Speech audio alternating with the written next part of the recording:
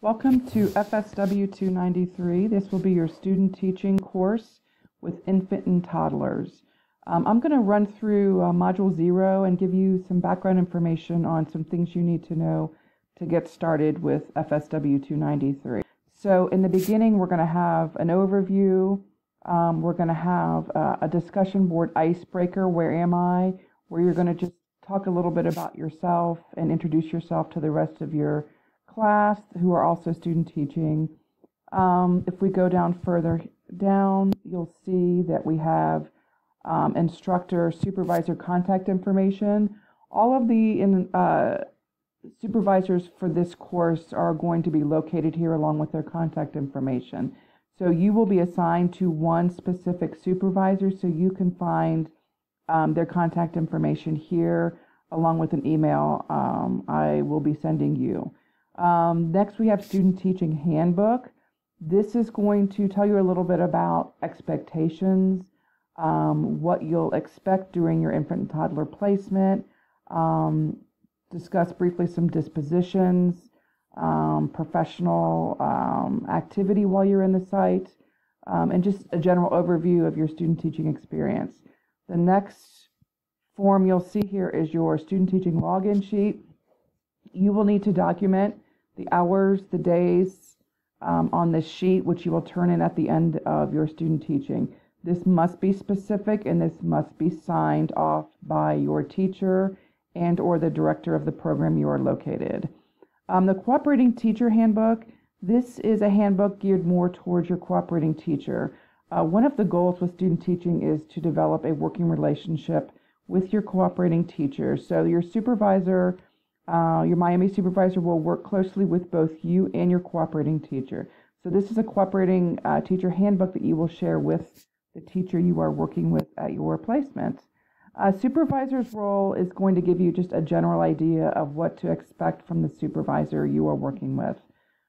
Disposition document. This is a document that basically protects the university and protects you against students doing things that are unethical or unprofessional. This disposition statement must be read and signed by you, and I must have a copy of this on file.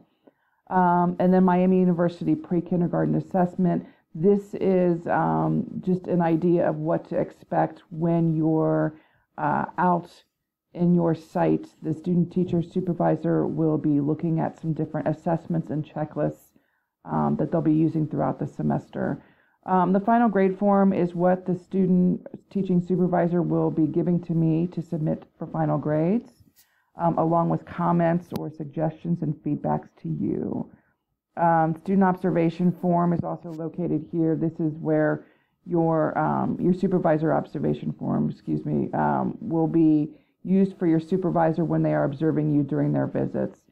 Supervisors will be coming out to visit you at least 4 times, possibly even more, and they will be in contact with you on a regular basis through email, phone, and just making sure that you are progressing well, addressing all of your questions.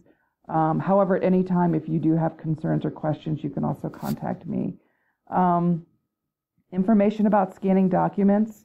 The documents for this course will need to be scanned rather than a picture taken on a cell phone. When the cell phone pictures do not come clearly through Canvas, so this is important that you have the ability and the knowledge to be able to scan these documents. So as far as activities in Module 0, the first one is an explanation of the documents that need to be submitted. Your application, which should have already been submitted and on file with me. You will have a non-conviction form. This will need to be, the top part will need to be completed and signed. And this is a very quick form, but it needs to be on file. So even if you already have one on file from a different course, this still needs to be updated. The next is your medical form. This is actually a new form, so you will need to get this signed by a medical professional. And this will need to be on file. A copy of your high school diploma also needs to be on file, and then your background check. So you must have a BCI and an FBI background check done These can be done in any sheriff's office. They can be done through Miami Oxford location. There is a location right near campus, a sheriff's office. There's one in Springboro that I go to often that I can get in and out very quickly. So it doesn't have to be a particular specific location in Middletown or Oxford or Hamilton, but you must get this done at least a month, preferably more, to make sure this is ready to go for your student teaching. You will not be able to begin student teaching until these documents are processed and on file with me. Make sure you get both BCI and FBI, and the average cost most places is around $60. That can vary a little less or a little more depending on where you go. And also all of these documents not only have to be on file with me, they also must be sent to your student teaching site at least 2 weeks prior to you beginning. So you all should have the assignment where you're going to be, email, contact information, phone number. So it is your responsibility to make sure the site has these documents. Either if you drop them off through email, this must be done prior to, due to licensing requirements. This is an important module. Make sure you go through and look at all the documents. The background checks are only good for 1 year. So even if you had your background checks done for another class, it must be less than 1 year old. So it must be valid the entire time you are at the site though. So if it expires, for example, in February, in a semester that you go through March or April, it must be valid. So make sure that your background checks are complete during the entire time you are at your student placement site. If there are any questions, contact your supervisor or contact myself. Enjoy your semester with infants and toddlers.